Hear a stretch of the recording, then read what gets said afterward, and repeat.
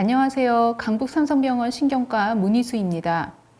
지금부터 저와 함께 약물을 많이 복용했을 때 발생할 수 있는 약물 과용 두통에 대해서 살펴보겠습니다. 두통을 경험해 보신 분들은 정말 많으시죠? 두통이 있을 때마다 진통제를 복용해 본 적이 있는 분들도 많으실 겁니다. 그런데 두통약 때문에 두통이 심해질 수 있다는 것을 아시는 분들은 많지가 않습니다. 저와 함께 진통제 때문에 심해지는 두통은 어떤 두통이고 진통제를 어떻게 복용해야 하는지 살펴보도록 하겠습니다. 약물 과용 두통은 어떤 두통일까요? 제가 편두통을 예를 들어서 설명해 보겠습니다. 편두통 환자가 스트레스나 수면 부족 등으로 편두통의 빈도가 점점 늘어날 수 있습니다. 두통이 있을 때마다 진통제를 반복적으로 복용할 수도 있겠죠. 처음에는 한 달에 한두 번 먹을까 말까 했었는데 점점 두통약이 늘어나면서 횟수가 늘어나게 됩니다. 이런 과정이 반복되면 편두통이 만성화가 되면서 만성 편두통으로 발전하게 됩니다. 거기에다가 약물 때문에 생기는 약물 과용 두통이 더해지면서 두통은 악순환이 됩니다. 환자분들은 두통이 심해져서 약을 복용하게 되는데 그 때문에 두통은 더 안 좋아져서 계속 악순환이 반복되는 거죠. 이번에는 약물 과용 두통의 유병률이 얼마나 되는지 알아보겠습니다. 한 달에 15일 이상 두통이 있으면 만성 매일 두통이라고 하는데요.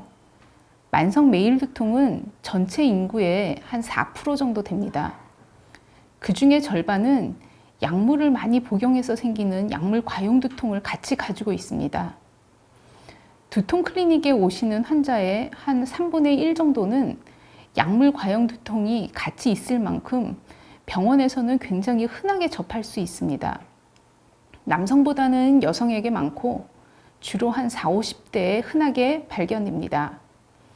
그럼 어떤 약을 얼마나 복용해야 약물 과용 두통이 생길 수 있을까요? 일단 두통이 있을 때 통증을 감소시키기 위한 급성기 약물들은 한 4가지로 나눕니다. 단순 진통제, 복합 진통제, 전문 편두통 약제, 마약성 진통제입니다. 먼저 단순 진통제의 성분에는 아스피린, 타이레놀 성분으로 알려져 있는 아세타미노펜, 그리고 브루펜과 나프록센 성분의 비스테로이드성 항염제 등이 있습니다. 단순 진통제는 한 달에 15일 이상 복용하면 약물 과용 두통이 생길 수 있습니다. 다음으로 복합 진통제인데요. 이는 카페인을 포함해서 여러 성분을 혼합해서 만든 진통제입니다. 여기에는 개보린, 판콜, 판피린, 암시롱 등이 여기에 속하게 됩니다. 복합 진통제는 한 달에 10일 이상 복용할 때 약물 과용 두통이 생길 수 있습니다. 다음으로는 전문 편두통 약제인데요. 여기는 트립탄 계열의 약물과 크레민 성분으로 알려져 있는 에르고타민이 여기에 속합니다. 이것도 복합 진통제와 마찬가지로 한 달에 10일 이상 복용을 할 때 약물 과용 두통이 생길 수 있습니다. 두통에 마약성 진통제를 복용하는 경우는 흔하지 않지만 이것도 10일 이상 복용하면 안 됩니다. 약물 과용 두통은 어떻게 생기게 되는 걸까요? 급성기 약물을 자주 복용하다 보면 두통을 일으키는 신경 전달 물질인 CGRP라는 물질이 증가하게 되고 이에 따라 뇌의 흥분성이 증가해서 뇌는 점점 예민한 뇌로 변해갑니다. 그러면서 두통은 점점 만성 두통으로 발전하게 되는 겁니다. 이러한 변화는 환자가 어떻게 느껴지냐 하면 진통제 효과가 점점 감소합니다. 그리고 효과가 오래가지 않고 약을 복용해도 두통이 깨끗하게 없어지지 않습니다. 계속 약한 두통이 남게 되고 약효가 떨어지는 시간에 다시 두통이 시작되는 것을 환자분들은 경험하게 됩니다. 약물 과용 두통을 예방하려면 어떻게 해야 할까요? 먼저 약을 얼마나 복용하는지 스스로 모니터할 수 있어야 합니다. 두통과 두통약을 모니터할 수 있는 좋은 방법은 두통 일기를 쓰는 방법입니다. 두 번째로 카페인을 줄여야 합니다. 조금 아까 복합 진통제에 카페인 성분이 들어있다고 설명해 드렸습니다.